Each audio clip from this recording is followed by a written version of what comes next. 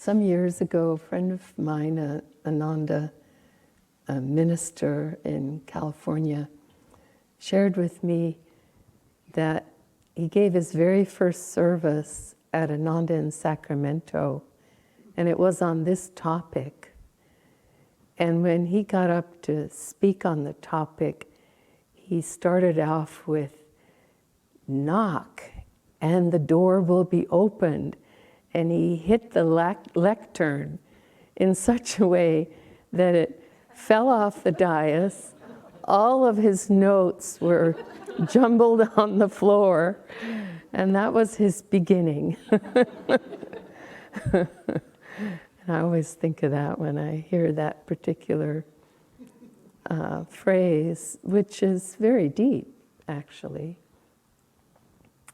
You know, I selected the chant that we did this morning, search him out in secret. Without meditation, mind, hither, thither, wanderest thou. You know, and the one of the key points, or maybe even the key point of the reading this morning, is that we have to reel in that mind that's hither, thither, and find focus. Focus on God alone, and with that intention, and that focus is not tense. It's simply, you know, all our thoughts are directed to God and become a single thought. And that's how we want to approach prayer. That's how we want to approach faith. Yogananda used to have offer the example of, if you have a clear glass filled with water and you put in a few scoops of dirt into the glass and you shake it up, and it becomes, you know, you can't see through it anymore. It becomes dirty and hazy. And then you set it down, and in time, it may take, you know, 10, 15 minutes, it may take an hour, but in time, the dirt will settle to the bottom of the glass, and the lighter dirt will, you know, go to the top of the water, and you have clear water again. And that is such an important component of meditation and becoming single-minded and focused in faith and prayer, which is allowing the time to sit long enough to try to keep bringing those rebellious thoughts. Billions of thoughts are going through our mind all the time, broken records, again and again, of activities, of desires, of memories, of you name it, you know, billions of them. And I've probably had at least 100 people through the years that I've been teaching tell me that they mustn't be meant to meditate because they have so many thoughts going through their mind. And I assure them they're not alone. You know? That's the whole point. That is what we have. And we want to try to slow that process down, to keep bringing it back, like the Hong Saw technique. We mess up and the thoughts come back, and we bring it back. And then we mess up again and we bring it back. I shouldn't even call it messing up. It just happens, right? And we keep bringing it back to the thought of God alone. Yogananda explains that concentration is concentrating on one thing or one purpose. And meditation is concentrating on God. And that's really in the essence of faith and prayer, and it's so essential.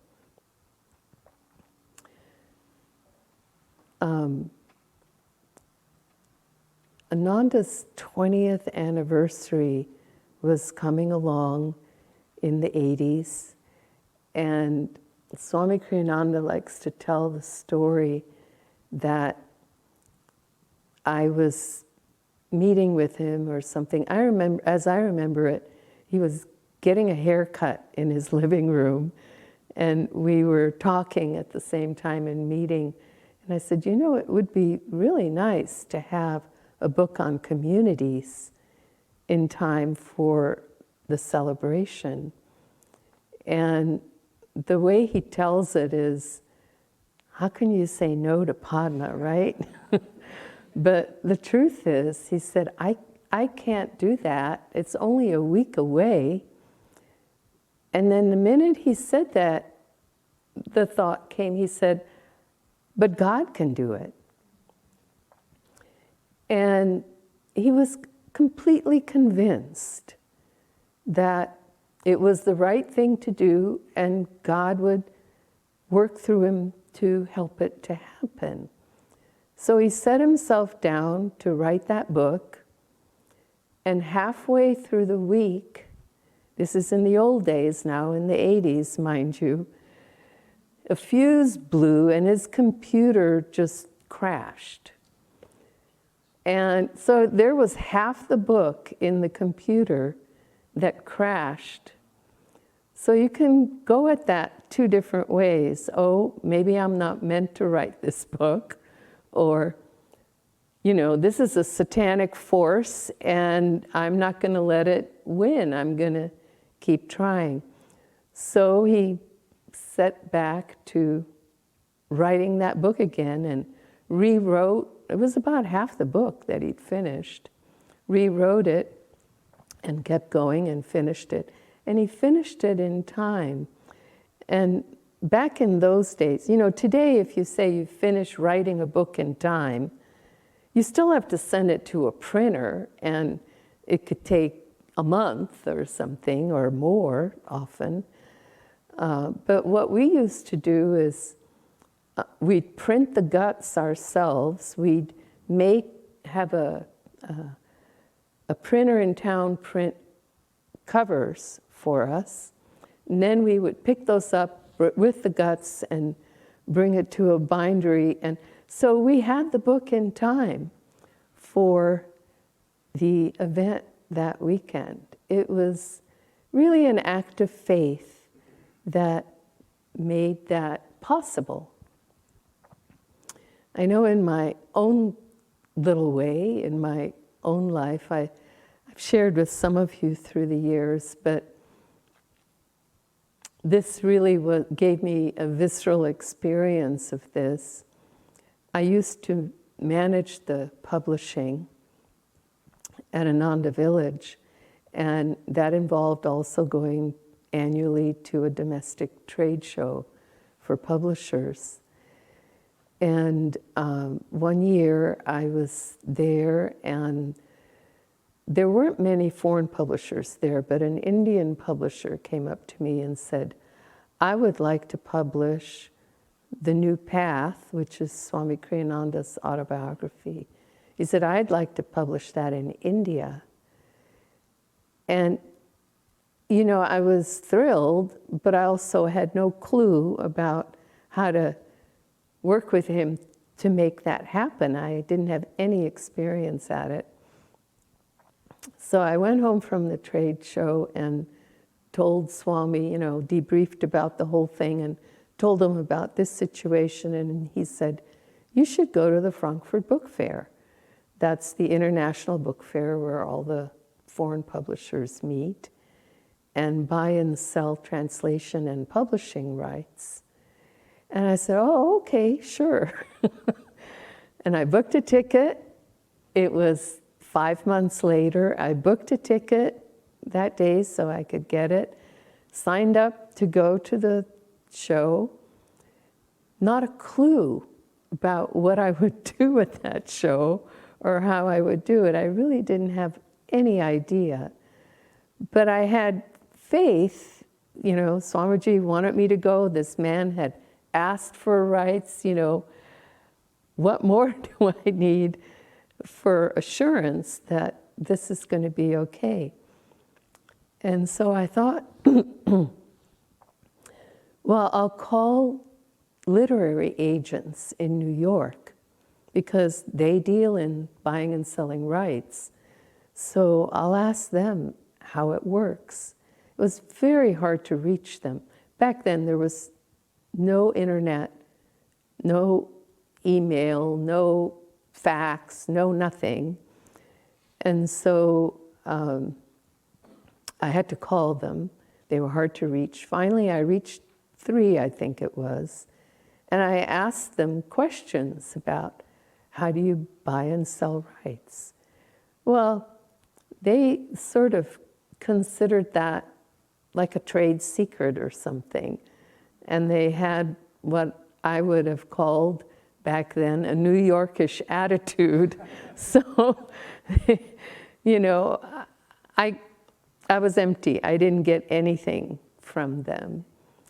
And by that time, by a certain point, it was time for me to go to Frankfurt, get on that airplane and go. And I still didn't have any idea how to figure it out or how to meet with this man and what to say and what not to say and so on.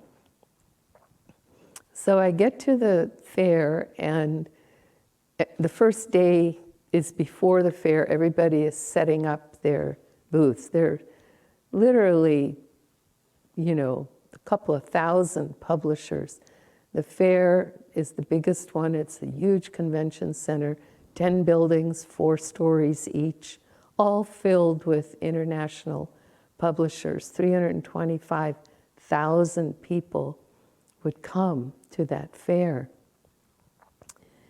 And so I'm there everybody's in their grubbies, setting up, you know, emptying their boxes, building their displays. And there's people around me, and I ask them, you know, how do you do this? And they weren't able to be helpful to me. They were either people who had been hired just to empty the boxes or whatever.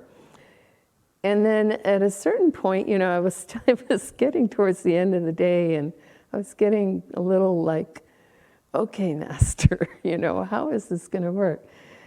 And I see a man, maybe around 40 years old or so, in a nice suit. Across the way was Bantam Books, which was a big publisher in that day. And I thought, okay, I'm going to ask him. And I walked over to him. Turns out he was a copyright lawyer for Bantam Books. And he said, sure, I can help you. And their booth was so big, it was like 30 times my booth. And they had a little office set up at the back with a copyright machine, copying machine. And he goes into a file cabinet, pulls out a contract, an agreement, copies it, it's 30 pages, copies it for me, takes a black, you know, marker and marks out the names on the contract, so I didn't know to which publisher or who signed it. But he left everything else, including the terms, you know, royalties, advances, you know, everything. There it was. And he gave me a little advice about how to deal with Indian publishers, because, you know, each country is a little different.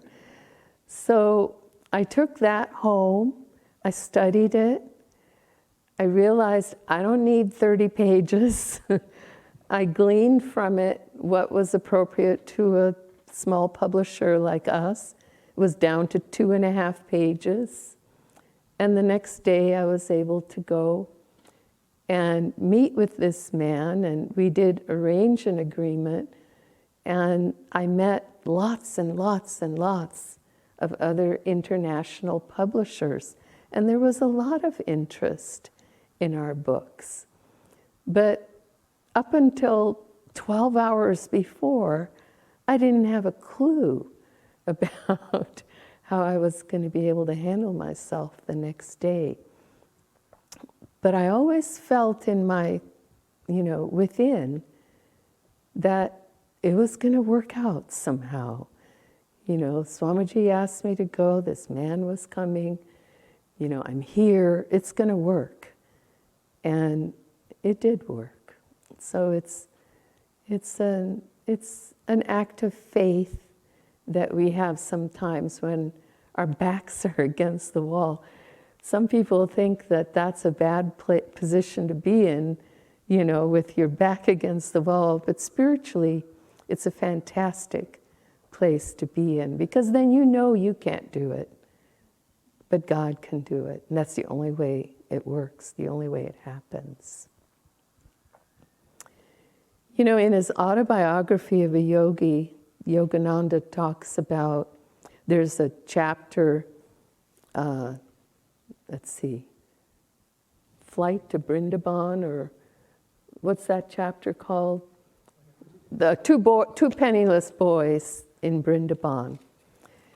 And in that story, as many of you know who have read it, in that chapter, he and his friend, they're like teenagers, and they want to go to Brindaban, and his older brother, Ananta, was not encouraging. And finally, the older brother said, you believe in God. If you really believe in God as much as you say that you do, he said, I'll get the tickets to get you there. But then you have to, when you get there, have a way to have your meals, as you should, lunch and dinner, and see the sacred sites of Brindaban, and have enough money to come back. I'm not giving you any except the 2 tickets to get there. And Yogananda said, fine, I accept that. And so they went, but his little friend was not as trusting in the whole process. And I'm not going to tell the whole story, that's not my point. My point is that, of course, all of those things happened in spades. They had glorious meals, they had a tour of the sacred sites, they had somebody hand them the money for the tickets to go home. All of it happened, but each step of the way, his friend, would start worrying again and doubting again. They would have this glorious lunch, literally fit for kings, and then, the friend would eat, and then they'd go out of the place, the woman's home where they were, and he would say, well, how are we going to eat our next meal, Just constant worry. And, you read that and you sort of chuckle at it, but in reality, that's all of us. We do that. We have an amazing experience in our lives, maybe an amazing inner experience, or a very inspired experience. And then the next minute, we start worrying about something again, and fretting, and the words start spinning through our brain again. And we forget. Miracle to miracle, we forget. I wanted to share a little bit about the faith and prayer that went into this temple. And not all of you were here at the time the initial donation of $1 million came in 2000, year 2000. And it took us to 2005 to raise enough. It ended up costing 3.5 times that. We thought that was going to be plenty, but it, it didn't scratch the surface. So we had to raise the funds. We had to go through all the legalities and all the permits and, things needed to build a public building like this. And so it was 2005 when the contractor was finally able to start the construction, and 2006 Christmas when we were able to have our first gathering in here without the cupola on. There was a big tarp up there. The cupola came on in early January on Master's birthday. But what I wanted to touch on with building this temple was the congregation. We had a storefront in Seattle, and just this rectangular box, it was concrete or cylinder blocks or whatever it was, and we were affirming to ourselves that we wanted to look for a church. And we started looking for a church. And a team of us, maybe 15 people or so, started going out and looking at everything that was available, which wasn't that much because churches were scarce and not many were selling. And the couple that ended up making that donation, they had gone to Assisi with us on pilgrimage. And they fell in love with the temple, which is like this. We copied that temple in Assisi. So they put a picture of it on their altar. And it was constantly in their prayers that Ananda Seattle would have a temple like that. And so, in fact, it happened. The process happened. We couldn't find a church. Then we had these funds, and so we started looking for land, eventually finding this land. We called it the Happy Land. And then the process began, and it was, intense to raise that much. The congregation that was here at the time, the Sangha, gave heroically. Some people would offer matching gifts of 100,000 or 200,000, and that inspired everyone to give. And so we were able to raise what we needed and get a mortgage and then build this temple. And while we were in that whole process, we used this affirmation. I couldn't find it on our network, but I had one left in my office that I framed, and I just want to read it to you. At the time, we were calling our buildings mandirs, not temple, but we decided to change that. But back then, this is what we said. Beloved Master, in your name, we build this new mandir, infused with your love, immersed in your light. It calls to devotees far and near. May all who enter receive your grace. May they know your heart. May they see your face. And that was the affirmation that we offered at every meditation in the community, at every meditation at the temple, at every service, at every event. This was the affirmation that help to manifest this through faith and God's grace.